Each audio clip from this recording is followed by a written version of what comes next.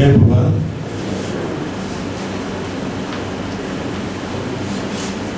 આજનો આ સેમિનાર સમૃદ્ધ બનવાના માર્ગો એની શરૂઆત કરતા પહેલા એક આભારની વિધિ પહેલા બતાવી દઈશ.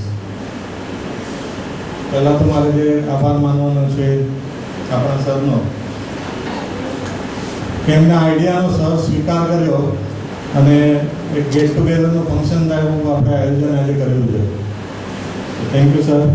મને બરાબર યાદ છે કે 15 વર્ષ પહેલાં યોગમાં જોડાયો ત્યારે તમને લોકોને ખબર હોય તો દર 18 તારીખે આપણે વિધિ હોય છે કે નવા આવ્યા એના એક્સપિરિયન્સ શેર કરવા માટે બોલાવે. અને મને પણ ત્યાં લક્ષ્મીનારાયણ મંદિરમાં બોલાવ્યો હતો અને મને ખબર છે કે આટલું બધું પબ્લિક ત્યાં સામે બેઠું હતું અને મારી હાલત શું થઈ હતી. પણ આજે કોઈ પણ સેમિનારમાં કોન્ફિડન્ટલી વાત કરવી હોય, મને લાગે છે યોગનો બહુ મોટો ફાળો છે એમાં. મારી 2 વીકનેસ હતી.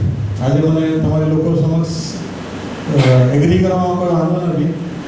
એ વીકનેસમાં લોકોની સામે કેવી રીતે બોલવું એ એક મોટામાં મોટી વીકનેસ હતી. અને લખવું કેવી રીતે એ મને ખબર નથી. પણ આજે યોગના પ્રતાપે આ બંને વીકનેસને મેં કન્વર્ટ કરી છે મારા સ્ટ્રેન્થમાં. અને જેમ સોનલબેને કીધું એ પ્રમાણે મારા આર્ટિકલ બી રેગ્યુલર આવે છે. ઘણા બધા લોકો વાંચતા બી હશે રેગ્યુલરલી આમાંથી. આ સિવાય હું એડલવીસમાંથી હેમંત, અજય, તમારા ફંડ મેનેજર અને સેલ્સહેડ આ બધાનો બી આભાર માનું છું. આ સિવાય મારી ઓર્બિટની ટીમનો જ્યાં હોય ત્યાંથી ઊભા થઈને જરા હાથ ઉપર કરશો. ખાસ કરીને સોનલ અને ભરતભાઈ, કારણ કે મારી સાથે હોય છે. ભરતભાઈ બિહાઇન્ડ ધ સ્ટેજ આજે આ કાર્ય કર્યું છે, કારણ કે રોટરી ક્લબના પ્રેસિડેન્ટ તરીકે એમની જવાબદારીઓ વધી ગઈ છે. એટલે કદાચ નીકળી ગયા છે કે છે છો. એ સિવાય મારા ફેમિલી, મારા મધર, કારણ કે આ લોકો મારા એનર્જી, મારા પ્રેરણાના સ્ત્રોત છે. અને છેલ્લે આપ સૌનો કે આ વરસાદની મોસમમાં શનિવારે સાંજના કોઈ ફેમિલી સાથે ક્યાંક જઈએ એવો પ્રોગ્રામ બનાવે એવું લોકો વિચારતા હોય છે. પણ એની જગ્યાએ આપ કંઈક નવું શીખવા માટે આજે આવ્યા છો. એ એક જ શો કરે છે કે સમૃદ્ધ બનવાના માર્ગે તો તમે આવી ગયા છો એટલીસ્ટ. તો હવે શરૂઆત કરીશ સમૃદ્ધ બનવાના માર્ગો. કોઈ પાવરપોઈન્ટ પ્રેઝન્ટેશન નથી તમારી જોડે. મારી હા હોમ પીચ કહેવાય, એટલે મારે જેમ વાત કરવી એમ કરી શકું છું. એટલે કોઈ ફોર્મલ પ્રેઝન્ટેશન કે એવું બનાવ્યું નથી. એક સવાલ પૂછીશ કે કઈ વસ્તુ કરો તો સમૃદ્ધિ મળે? જો તમારામાંથી કોઈ કહી શકે તો દામભાઈ, શું કરીએ તો સમૃદ્ધિ મળે? Very good, very good. કોઈ બીજા કોઈ કઈ પણ કહી શકો છો, એવું કઈ નથી. ઇક્વિટીમાં લાંબો ટાઈમ મૂકો તો સમૃદ્ધિ મળી શકે. કોઈ બહેનોમાંથી હા જે મનમાં આવે કેવી રીતે સમૃદ્ધિ મળી શકે? નિયમિત યોગ કરે તો સમૃદ્ધિ મળી શકે.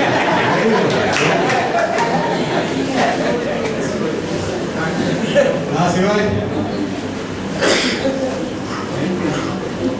એની આઈડિયા ફાઇન. મને એવું લાગે છે, કદાચ તમે એમાં સંમત ન થતા, પણ મને એવું લાગે છે કે જો લોકો જે ભૂલ કરે છે એ જો આપણે ન કરીએ તો સમૃદ્ધ બની શકે. બરાબર ને? કારણ કે there are 2 ways, 2 માર્ગો છે. એક તમે ભૂલ જાતે કરીને પછી શીખો, અને એક બીજાએ ભૂલ કરી હોય એમાંથી કંઈ શીખી લો.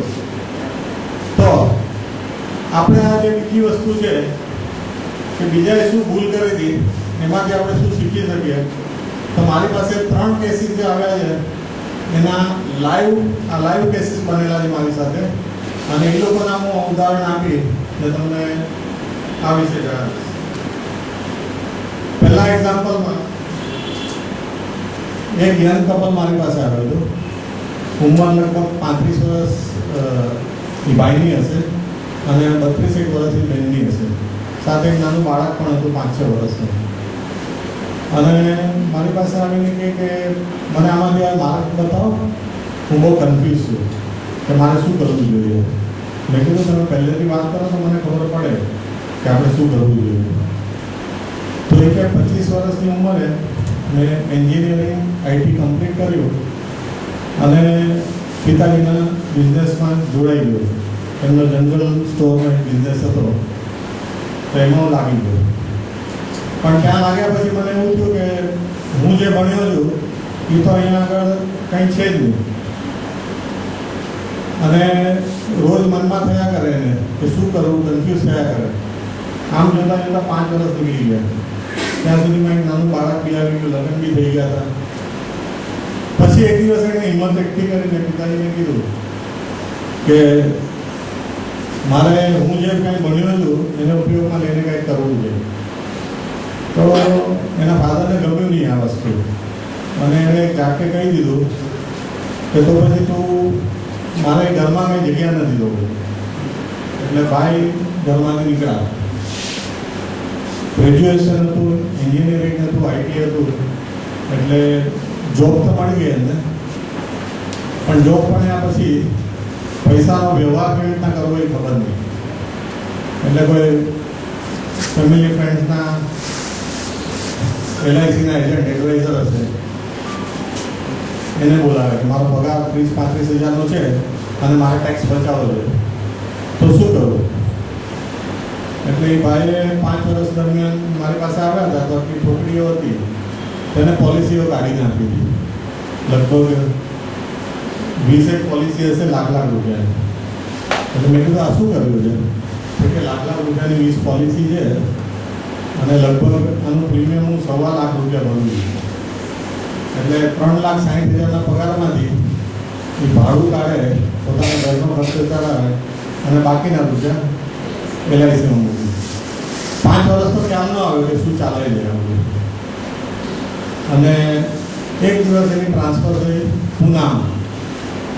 હવે પૂના અહીંયા તો એવો ખ્યાલ નહોતો આવતો કે મુંબઈમાં એટલા ભાવ છે કે જગ્યાનો વિચાર જ ન કરે છે. કે 1 BHK લો કે 2 BHK લો, 70 લાખ, 1 કરોડ, 1.25 કરોડ, આવા બધા ભાવ હોય એટલે કોઈ વિચારી જ ન શકે. પણ પૂના જવાનું થયું એટલે એને વિચાર આવ્યો કે ચલો ત્યાં આગળ કદાચ જગ્યા સસ્તી મળે તો હું થોડા મારા રૂપિયા નાખી અને બાકીની બેંક ભરી લઈ. ત્યાં લગભગ 35 લાખ રૂપિયાની એને જગ્યા મળતી હતી. એટલે 20% બી પોતાના મૂકે તો 7 લાખ રૂપિયા થાય. હવે પ્રશ્ન એ અહીંયા થયો કે દર વર્ષે 1.25 લાખ રૂપિયા એ ઇન્સ્યોરન્સમાં મૂકી દે, બાકીનો કાંઈ સેવિંગ નહીં. કારણ કે ઇન્સ્યોરન્સ જ બધા પૈસા લઈ લે છે અને કવર કહીએ તો ખાલી 20 લાખ રૂપિયા. હવે જગ્યા લેવાની આવી તો પૈસા છે નહીં, હવે કરવું શું? શું આ કરેક્ટ વે છે? શું આ રીતે ઇન્વેસ્ટમેન્ટ કરાય? ન કરાય. કારણ કે લિક્વિડિટીનું જે મહત્વ છે, નાણાંની પ્રવાહિતતા, કે રૂપિયા તમને તમારા ટાઈમે તમારા સમયે કામમાં ન આવે તો એની કોઈ વેલ્યુ નથી. એટલે ઘણું બધું ઇન્વેસ્ટમેન્ટ એક જ એસેટ ક્લાસમાં કરી ન દેવાય.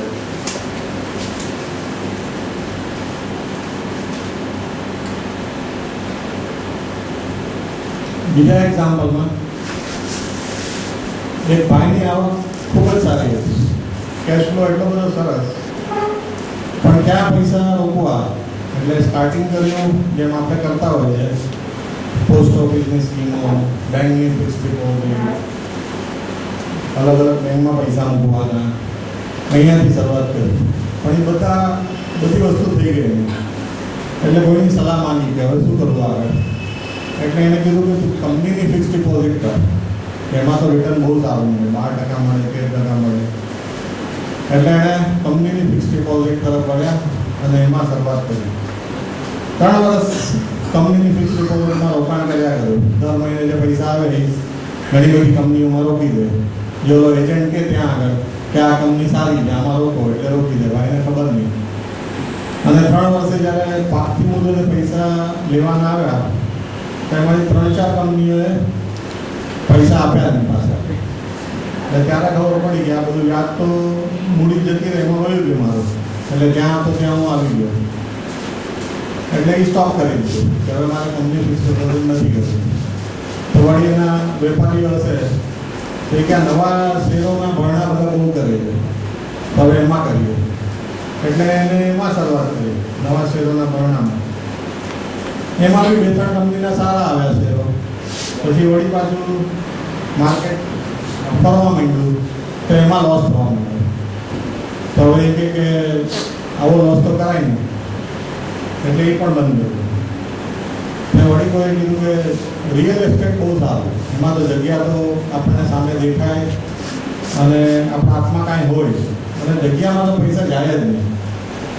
એટલે બોમ્બેમાં તો એનો વિચાર થાય જ નહીં કે આટલી મોંઘી જગ્યા મળે.